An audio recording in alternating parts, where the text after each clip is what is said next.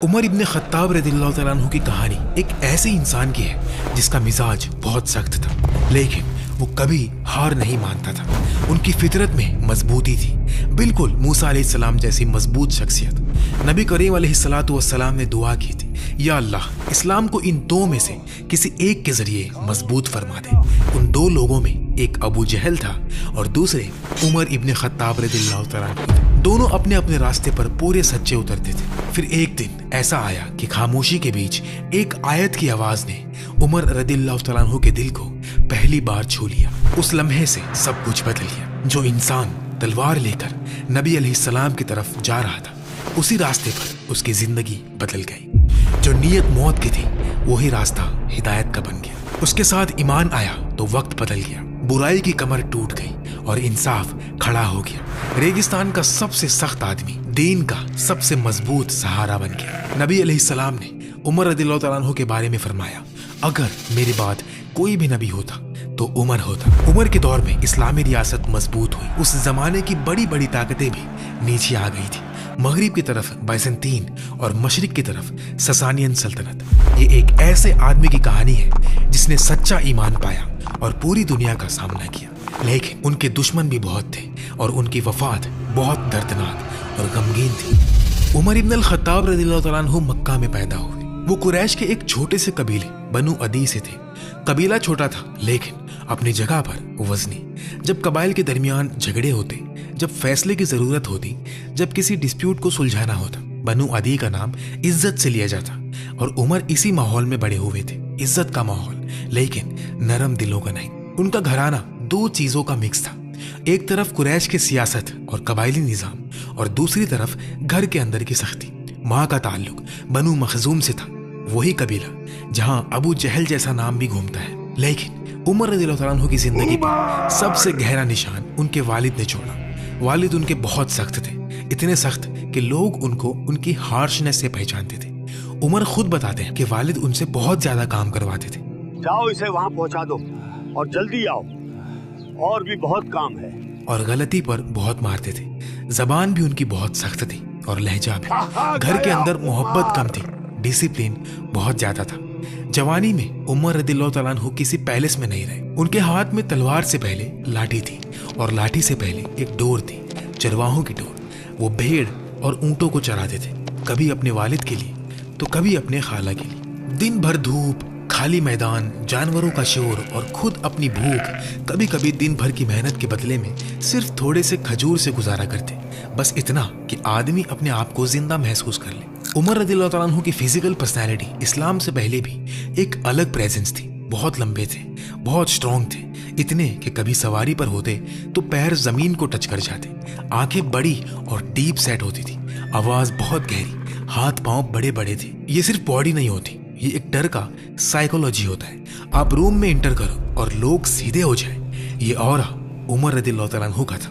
लेकिन लोग अक्सर स्ट्रॉन्ग आदमी को जाहिल समझ लेते हैं। उमर उस स्टीरियोटाइप को तोड़ते हैं। वो इंटेलिजेंट थे। कुरैश में अक्सर लोग पढ़ना लिखना नहीं जानते थे, लेकिन उमर ने टीनेज में पढ़ना लिखना सीखा। पोइट्री को समझना और पोइट्री के जरिए किसी को जवाब देना, ये भी उनकी एक स्किल थी। उस जमाने में पोइट्री सिर्फ शायरी नहीं होती थी, वो एक मीडिया थी, इज्जत थी, प्रोपेगेंडा थी। उमर रज़ियल्लाहु तआला अन्हु पोइट्री डिबेट्स और रोस्ट बैटल्स में जाते थे और उसमें हिस्सा लेते और अपना नाम बनाते थे। ताकत के साथ उनकी मशगलें भी वैसी ही थी। रेसलिंग, फाइटिंग कॉम्पिटिशन्स, लोग उनको एक स्ट्रॉन्ग मैन की तरह जानते थे। और फिर वो ट्रेड भी करते थे। रोम और पर्शिया तक के रूट्स का जिक्र आता है। सफर की थकान, बाजार की पॉलिटिक्स, काफिलों की जिंदगी। लेकिन वो मर्चेंट बनने में सबसे ज्यादा सक्सेसफुल नहीं थे। जैसे उनकी फितरत का सेंटर ट्रेडिंग नहीं, स्टैंडिंग ग्राउंड थी। कुरैश ने ये चीज जल्दी समझ ली। उमर का रोल कुरैश के अंदर सिर्फ एक आदमी का नहीं रहा, वो कुरैश के स्पोक्स पर्सन बन गए थे। जब ट्राइब्स के दरमियान कंपटीशन होते, जब आउटसाइडर्स कुरैश को चैलेंज करते, उमर कुरैश की तरफ से बोलते, डिफेंड करते। उनकी इंटेलिजेंस और इंटिमिडेशन दोनों कुरैश को चाहिए थी। वो उनको अपना स्ट्रॉन्ग रिप्रेजेंटेटिव समझते थे। और फिर इस्लाम का पैगाम मक्का की गलियों में घूमना शुरू हुआ। इस्लाम आने के बाद मक्का में सिर्फ एक नया अकीदा नहीं आया, मक्का की रूह में एक नया सवाल पैदा हो गया कि आखिर सच क्या है। और उमर का अंदर का ऑर्डर जो मक्का के निजाम से चिपका हुआ था, उस पैगाम से टकरा गया। उमर रज़ियल्लाहु तआला अन्हु इस्लाम को पसंद नहीं करते थे और अर्ली मुस्लिम्स पर सख्ती करते थे, उनके साथ मारपीट करते, गाली देते, अब्यूज करते। लेकिन यहाँ एक इम्पॉर्टेंट नुएंस है, उनकी मोटिवेशन अबू जहल जैसी नहीं बताई गई। अबू जहल का अपोज करना ज्यादा ईगो और ट्राइबल पावर के लिए था, लेकिन उमर का अपोज करना ज्यादा इस डर से था कि सोसाइटी डिवाइड हो रही है। उनको लगता था कि ये पैगाम फैमिलीज को तोड़ रहा है, मक्का का निजाम डिस्टर्ब कर रहा है। यानी कुरैश के लिए, खासकर उमर रज़ियल्लाहु तआला अन्हु जैसे आदमी के लिए ये सवाल भी एक खतरा बन गया। क्यों? क्योंकि इस्लाम लोगों को जोड़ नहीं रहा था। कुरैश की नजर में वो उनको अलग कर रहा था, बाप बेटे से, भाई भाई से और बीवी शौहर से। हर रिश्ता जिस पर कुरैश का पुराना निजाम खड़ा था, उस पर एक नया फैसला आ रहा था। तो हर स्ट्रॉन्ग इंसान की कहानी में एक वीकनेस भी होती है। उमर की वीकनेस शराब थी। वो पीने वालों की गैदरिंग्स में जाते थे। ये भी उस सोसाइटी का एक नॉर्मल पार्ट था। एक दिन काबा के पास एक आदमी अपने बुतों के लिए कुर्बानी कर रहा था। उमर रज़ियल्लाहु तआला अन्हु वहां मौजूद थे। अचानक से एक ऐसी जोर की आवाज आई जो किसी को नजर नहीं आई, लेकिन आवाज ने पूरी फिजा को हिला दिया। लोग घबरा कर भाग गए, लेकिन उमर रज़ियल्लाहु तआला अन्हु नहीं भागे। उन्होंने कहा, मैं देखूंगा कि यह आवाज आई कहां से। तो आवाज दोबारा आई, फिर तीसरी बार भी आई। फिर कुछ दिन बाद उमर रज़ियल्लाहु तआला अन्हु ने सुना कि मक्का में एक आदमी ने नबुव्वत का दावा किया है। उमर के जहन में वो आवाज रह गई, जैसे पहले से कोई इशारा दिया जा चुका हो, लेकिन वो उस वक्त समझ नहीं पाए। उमर रज़ियल्लाहु तआला अन्हु कहते हैं कि मैं इस्लाम से दूर था, दीन में कोई दिलचस्पी नहीं थी, और एक और बात, मुझे शराब की आदत थी। एक रात मैं अपने ड्रिंकिंग बडीज ढूंढने निकला, लेकिन कोई मिला ही नहीं। फिर मैं किसी से शराब लेने गया, वहां भी मुझे कुछ नहीं मिला। तो मैंने कहा कि चलो काबा का तवाफ ही कर लेता हूं। रात का सन्नाटा काबा के पास, और अचानक उन्होंने नबी सल्लल्लाहु अलैहि वसल्लम को अकेले नमाज पढ़ते देखा। कोई और नहीं, बस नबी अलैहिस्सलाम और कुरान की तिलावत। उमर रज़ियल्लाहु तआला अन्हु ने सोचा, आज सुनकर देख लेता हूँ कि ये क्या पढ़ते हैं। वो काबा के दूसरी तरफ गए और काबा के किस्वा, यानी जो काबा की चद्दर है, उसके नीचे छुपकर आगे बढ़ने लगे। यहाँ तक कि नबी अलैहिस्सलाम और उमर रज़ियल्लाहु तआला अन्हु के दरमियान सिर्फ वो चद्दर रह गई। नबी अलैहिस्सलातु वस्सलाम कुरान पढ़ रहे थे और उमर का दिल पहली बार अंदर से हिलने लगा था।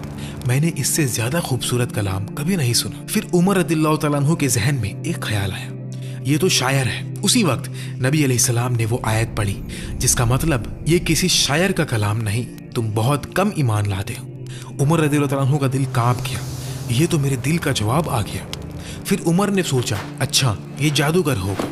उसी वक्त नबी अलैहिस्सलाम ने ऐसी आयत पढ़ी जिसका मतलब ये था, ये किसी जादूगर का कलाम नहीं, तुम बहुत कम याद रखते हो। उमर पर जैसे बिजली गिर गई। उनको समझ ही नहीं आया कि ये क्या हो रहा है। मेरे ख्यालात का जवाब कुरान में कैसे आ रहा है। वो घबरा कर वहां से निकल गए और कुछ वक्त तक कंफ्यूज्ड और शॉक्ड रहे। ये वाकया इस्लाम से पहले ही उमर रज़ियल्लाहु तआला अन्हु के अंदर एक दरवाजा खोल देता है, लेकिन वो अभी भी अपनी रेपुटेशन, सोसाइटी और अपने गुस्से के बोझ में उलझे हुए थे। लेकिन कहानी का सबसे गहरा ट्विस्ट ये है कि उमर के घर में इस्लाम उमर से पहले आ चुका था।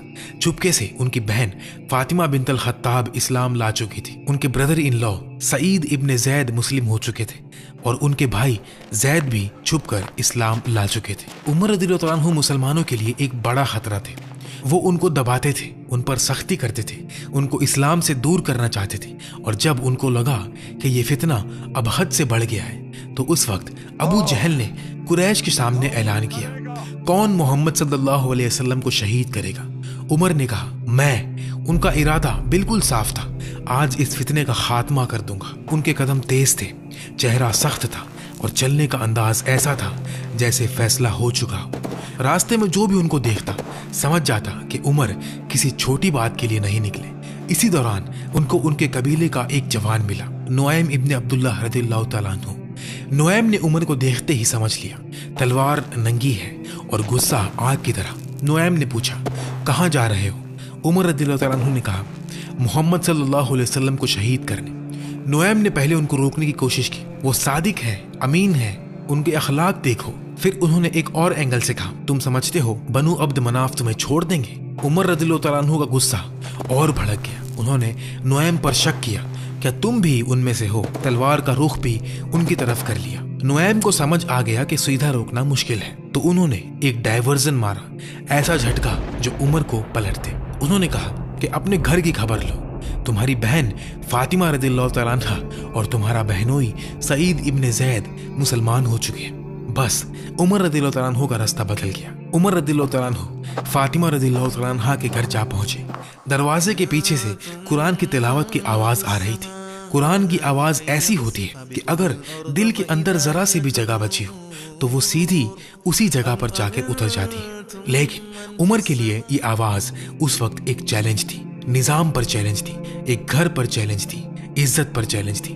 घर के अंदर खब्बाब रदिल्लाहु तआला अन्हु उनको कुरान पढ़ा रहे थे। उमर की आहट पर खब्बाब छुप गए। सवाल, इल्जाम और फिर गुस्सा, हत्ता कि सईद रदिल्लाहु तआला अन्हु पर हाथ उठ गया। उनकी बहन बीच में आई और गुस्सा वहां भी ना रुका। फातिमा रदिल्लाहु तआला अन्हा के चेहरे पर चोट लग गई और चेहरा खून से भीग गया। खून सिर्फ जख्म नहीं होता, कभी कभी वो इंसान को उसकी अपनी हकीकत दिखाता है। उमर को शर्म आई, गुस्सा अब भी था, लेकिन अंदर कुछ पिघल चुका था, जैसे किसी ने उनके सीने के अंदर एक पत्थर को हल्का सा क्रैक कर दिया हो। उमर की नजर एक कोने पर गई। वहां किसी चीज पर कुरान को लिखा गया था। उन्होंने कहा, ये मुझे दो। फातिमा ने जख्म के बावजूद हिम्मत से कहा, तुम पाक नहीं, तुम मुशरिक हो, इसे हाथ नहीं लगा सकते, पहले गुस्ल और वुजू करो। ये वो पल था जहां उमर का गुस्सा उनकी मर्जी पर हारा। उन्होंने बात मान ली, उठे, अपने आप को पाक किया और फिर वापस आए। पेजेस उनके हाथ में आए। सबसे पहले उनकी नजर पड़ी बिस्मिल्लाहिर्रहमानिर्रहीम। उमर रदिल्लाहु तआला अन्हु रुक गए। उन्होंने कहा, कितने खूबसूरत नाम है ये। और फिर सूरह ताहा के अल्फाज पढ़े। वो पढ़ते गए और हर लफ्ज जैसे एक दरवाजा खोलता गया। गुस्सा जो तलवार की तरह सीधा होता है, अब वो घूम कर दिल की तरफ आ रहा था। फिर वो आयत जिस पर उमर रदिल्लाहु तआला अन्हु का कदम अंदर से लड़खड़ाया, मैं ही अल्लाह हूँ, मेरे सिवा कोई माबूद नहीं, मेरी इबादत करो और मेरी याद के लिए नमाज कायम करो। इस जगह पर उमर रदिल्लाहु तआला अन्हु की सख्ती जैसे जमीन पर गिर गई। उन्होंने कहा, यह कलाम बिल्कुल हक है, जिसका ये कलाम है उसी की इबादत होनी चाहिए। अब तक खब्बाब रदिल्लाहु तआला अन्हु जो छुपे हुए थे वो बाहर आ गए। उन्होंने कहा, मुझे उम्मीद है कि रसूलुल्लाह सल्लल्लाहु अलैहि वसल्लम की दुआ तुम्हारे हक में कबूल हो गई। फिर उन्होंने वो दुआ बताई, या अल्लाह, इस्लाम को इन दोनों में जो तुझे सबसे ज्यादा महबूब है उसके जरिए कुव्वत दे। उमर ने पूछा, रसूलुल्लाह ने मेरे बारे में दुआ की? और फिर वो जुमला जो उमर को उमर नहीं रहने देता। इस वक्त दुनिया में रसूलुल्लाह सल्लल्लाहु अलैहि वसल्लम से ज्यादा कोई महबूब नहीं। ये सिर्फ एक लाइन नहीं थी, ये एक दिल का पलट जाना था। उमर ने कहा, मुझे मोहम्मद सल्लल्लाहु अलैहि वसल्लम के पास ले चलो। खब्बाब रदिल्लाहु तआला अन्हु उमर को दारुल अरकाम ले गए और उमर रदिल्लाहु तआला अन्हु तलवार के साथ ही थे, क्योंकि वो पहले कत्ल के इरादे से निकले थे। दरवाजे के अंदर सहाबा के सांस रुक गए। उमर दरवाजे पर है, तलवार के साथ। ये वही उमर था जिससे लोग बच कर रहते थे। लेकिन उस वक्त हमजा रदिल्लाहु तआला अन्हु भी वहीं मौजूद थे। हमजा रदिल्लाहु तआला अन्हु ने कहा, दरवाजा खोलो, अगर नियत अच्छी है तो खैर, वरना मैं खुद उन्हें रोकूंगा। रसूलुल्लाह ने फरमाया, उन्हें अंदर आने दो। दरवाजा खुला, उमर अंदर आए। रूम में खामोशी ऐसी थी जैसे हर दिल अपनी धड़कन सुन रहा। रसूलुल्लाह खुद आगे बढ़े, उमर को पकड़ा, कपड़े झटके और उनको घुटनों पर ले आए और सख्ती से पूछा, उमर, कब तक? क्या तुम रुकोगे नहीं जब तक अल्लाह तुम पर अजाब न भेज दे? ये वो सवाल था जो तलवार से ज्यादा तेज था। और उस लम्हे उमर रदिल्लाहु तआला अन्हु की सारी सख्ती पिघल गई। उन्होंने कहा, मैं अल्लाह पर और उसके रसूल पर ईमान लेने आया हूँ और जो कुछ अल्लाह ने नाजिल किया उस पर। जब उमर रदिल्लाहु तआला अन्हु मुस्लिम हुए, रसूलुल्लाह सल्लल्लाहु अलैहि वसल्लम ने अल्लाहु अकबर कहा। सहाबा भी तकबीर बोल उठे, इतनी जोर से कि लगता था जैसे मक्का के दीवारें भी सुन रही है। फिर रसूलुल्लाह सल्लल्लाहु अलैहि वसल्लम ने उमर के सीने पर हाथ रखकर दुआ की, अल्लाह इसके दिल से जो मलीज बाकी है निकाल दे और उसे ईमान से बदल दे। और यहीं से कहानी का वो नया दौर शुरू होता है जहां जो उमर कल तक इस्लाम को रोकना चाहते थे, आज वही उमर इस्लाम की कुव्वत बनने जा रहे हैं। उमर का इस्लाम हमजा रदिल्लाहु तआला अन्हु के सिर्फ 3 दिन बाद हुआ। 3 दिन और मक्का की हवा बदल गई। इस्लाम के लोग अब सिर्फ बिलाल और खब्बाब नहीं रहे, अब हमजा और उमर भी उनके साथ थे। उमर रदिल्लाहु तआला अन्हु खुद कहते हैं, इस्लाम में 39 मर्द थे और मैं 40वां था। फिर उमर ने एक सवाल पूछा और वो सवाल उनकी फितरत दिखाता है। उन्होंने रसूलुल्लाह अलैहिस्सलातु वस्सलाम से कहा, हम हक पर हैं या नहीं, चाहे जिंदा रहें या मर जाएं। नबी अलैहिस्सलातु वस्सलाम ने फरमाया, हाँ। उमर ने कहा, और वो बातिल पर हैं? फरमाया हाँ।